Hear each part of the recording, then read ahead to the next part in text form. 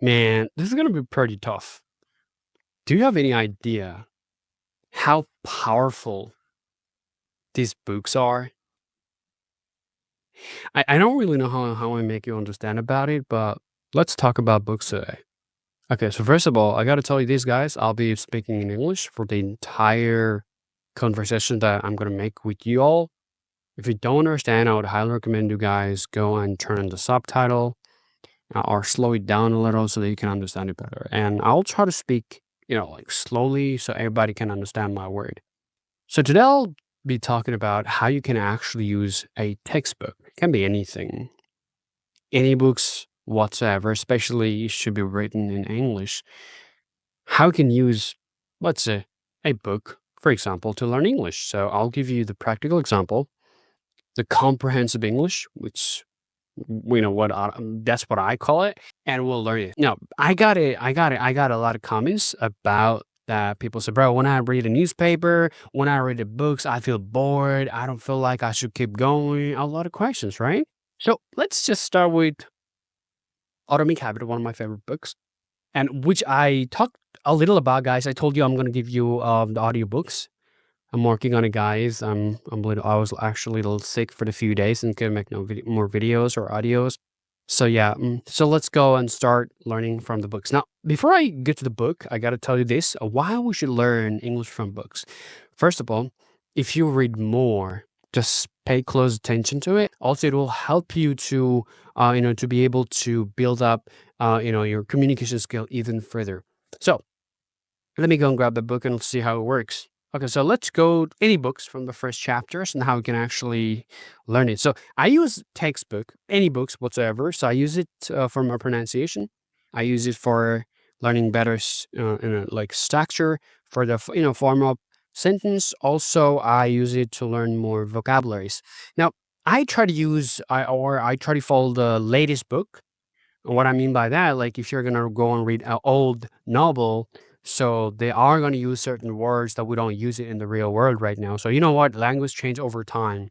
It doesn't stay same. So if you think about late, let's say 90s or 20s, like you think about 80s or 90s, the way people talk back then, we don't talk, or people they don't talk in the same way in 2025, right? It's changed over time. So I would always tell you guys just go grab something that is latest or maybe new or modern so you can learn their right vocabulary, and I'll tell you guys how to use it. So let's start with the introduction. I told you guys the book's name is Atomic Habit. So it goes like, one the final day of my sophomore year of high school, I was hit in the face with a baseball bat.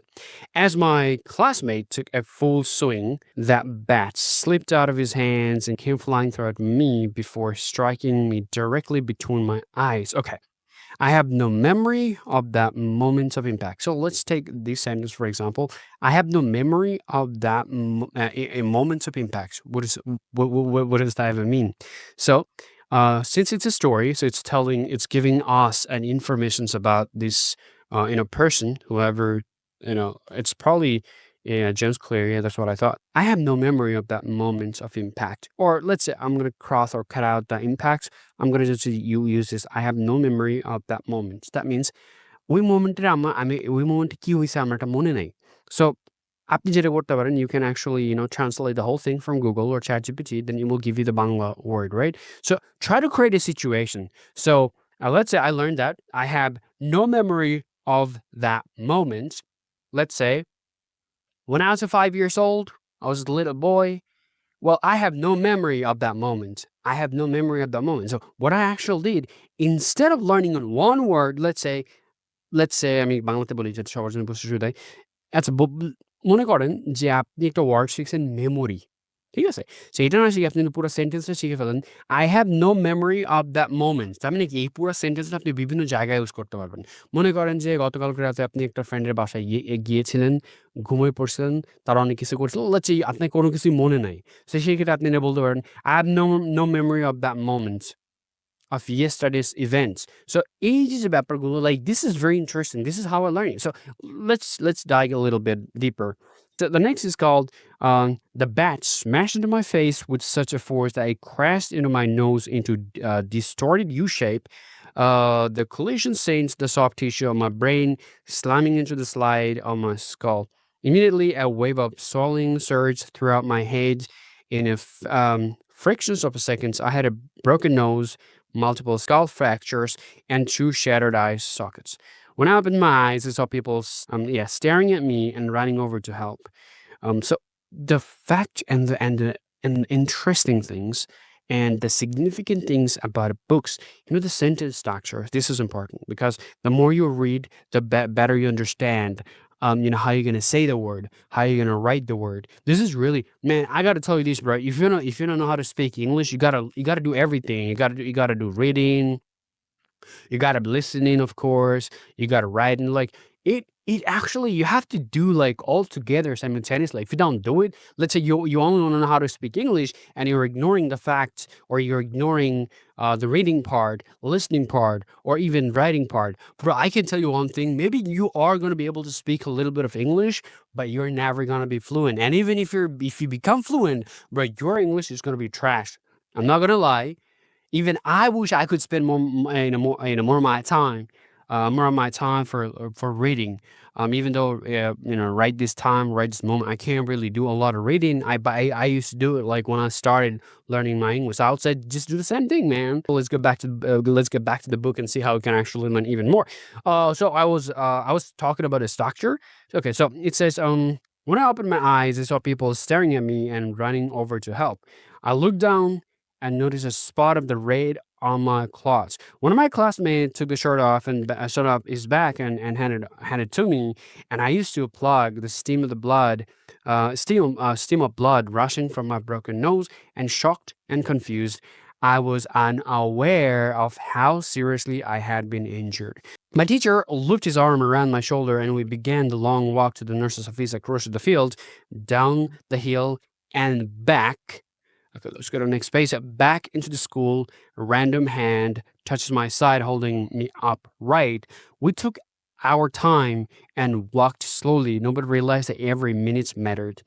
Uh, when we meet at the nurse's office, she asked me a series of questions. What year is it?